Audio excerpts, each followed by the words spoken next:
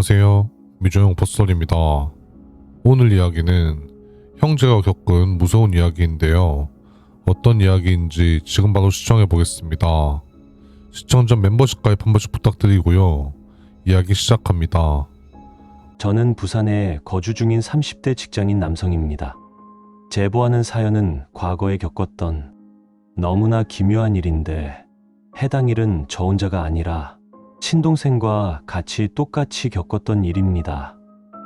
해당 일은 지금으로부터 오래된 일이지만 지금은 혼자 자취를 하는데 아무렇지 않다가도 방에서 잠이 들려고 할 때 한 번씩 그때 있었던 일들이 생각이 들면 지금도 가끔 밤마다 잠을 설치거나 가위에 눌리곤 합니다. 이 이야기를 겪고 나서는 저와 제 동생 모두에게 귀신의 존재를 믿게 만들었던, 솔직히 안 겪어보셨다면 믿기 힘든 정말 혼란스러운 경험입니다. 저희 형제는 초등학생 시절에 집안 사정으로 인해 이사를 자주 다녔습니다. 그래서 저희 형제는 누구보다 돈독할 수밖에 없었습니다. 아무래도 이사를 자주 다니다 보니 동네에는 저희와 놀 수 있는 친한 친구가 없었고 매번 새로운 학교에 적응하기도 힘들었습니다. 그러다 보니 친구들을 사귀고 친해지기가 힘들었는데요. 그래서 저희 형제는 서로 의지하며 가깝게 지냈고, 나중에 들어보면 친구들은 어렸을 적에 동생과 사이가 안 좋다 하지만 저희 형제는 둘도 없는 형제애를 갖고 있었습니다. 그리고 이야기에 나오는 집은 이사를 자주 다녔지만 그 집에서는 3년이라는 시간을 살았습니다. 집은 부산 골목에 위치하고 있는 오래된 3층으로 된 주택이었고 저희 집은 그중 2층에서 살았습니다. 그 집에서는 3년 정도 지냈는데요. 처음 이사 들어갔을 때부터 어린 나이였지만 무언가 설명할 수 없는 으스스함이 느껴졌죠. 햇살도 잘 들지 않았고 오래된 집 특유의 퀴퀴한 냄새가 항상 코끝을 맴돌았습니다. 그땐 그냥 집이 낡아서 그런가 보다 하고 별로 신경 쓰지 않았습니다.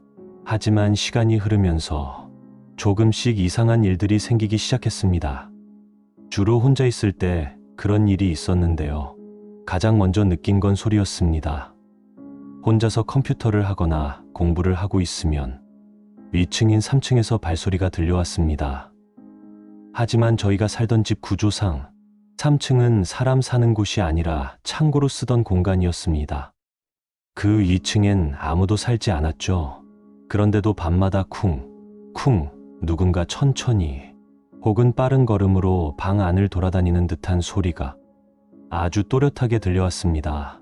처음엔 쥐인가 싶었지만 쥐가 내기엔 너무 무거운 발걸음이었죠. 가끔은 뭔가 긁는 소리까지 섞여서 더 오싹했습니다. 그리고 느낀 건 부모님은 아예 해당 소리에 대해 아무 말도 안 하셨다는 겁니다.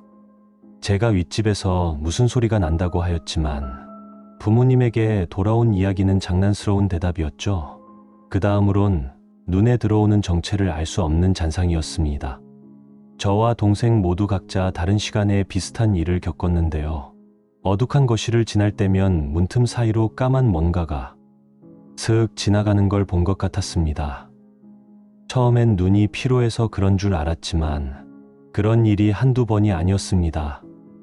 동생은 한밤중에 부엌에서 물 마시다가 거실, 소파 너머로 검은 형체가 천천히 기어오르는 걸 봤다면서 얼굴이 새파래져 저한테 말한 적도 있습니다.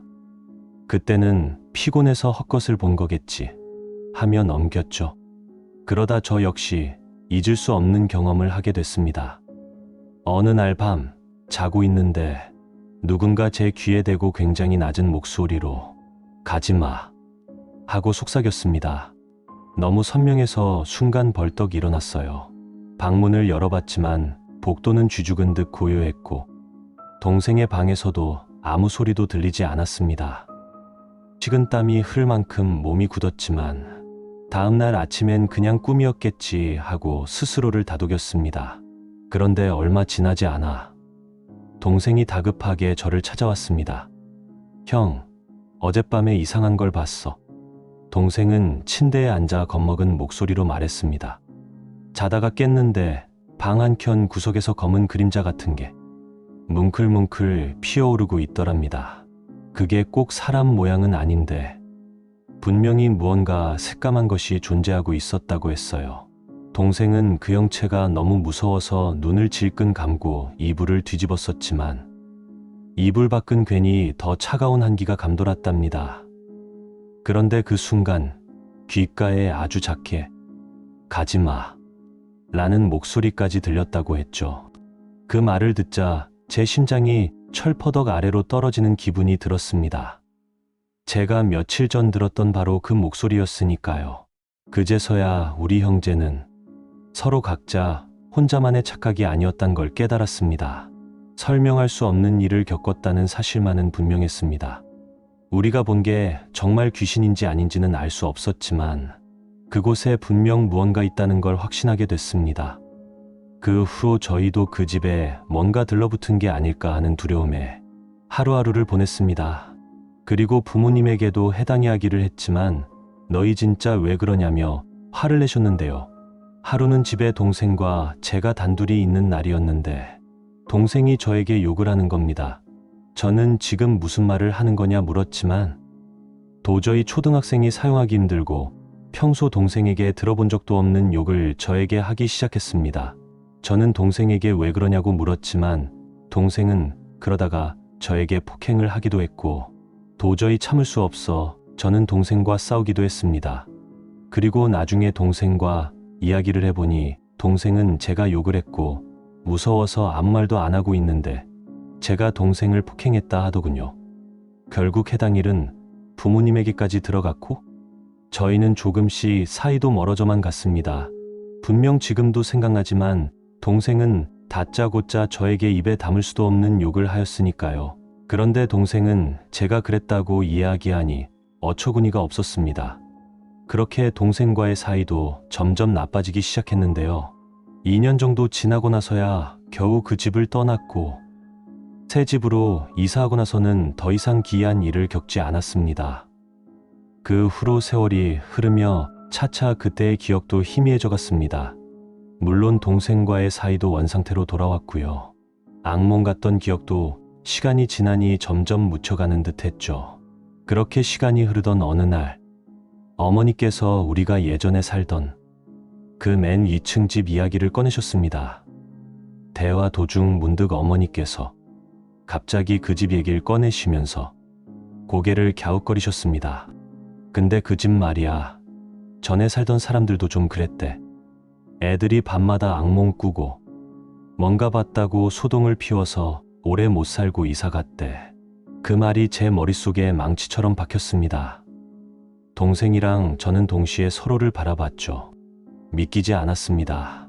어머니는 그냥 동네에 떠도는 소문을 가볍게 전하신 것뿐인데 저희에겐 너무나 충격적이고 그동안 의문이던 일들이 한 번에 맞춰지는 결정적인 말이었습니다. 저희가 겪었던 그 모든 일, 밤마다 들렸던 발소리, 시야에 스치던 검은 형체, 귓가를 맴돌던 속삭임이 단순한 착각이나 피로 때문만은 아니었던 겁니다. 이전 세입자들도 똑같이 겪었다는 걸 알고 나니 저희는 그 집에 뭔가 확실히 씌어 있었다는 사실을 믿게 됐습니다. 그 순간 평생 믿지 않던 귀신 아니면 영적인 존재의 존재를 저희는 완전히 받아들이게 됐습니다. 형체 없는 그것이 진짜 있었다는 사실이 몸 깊은 곳까지 스며들면서 공포감이 퍼졌습니다. 지금도 그 집 2층 복도를 떠올리면 어둠 속에서 검은 형체가 스르륵 기어 나오기라도 할까봐 온몸에 소름이 쫙 끼칩니다. 오늘 이야기 어떠셨나요? 재밌으셨다면 구독, 좋아요 한 번씩 부탁드리겠습니다. 감사합니다.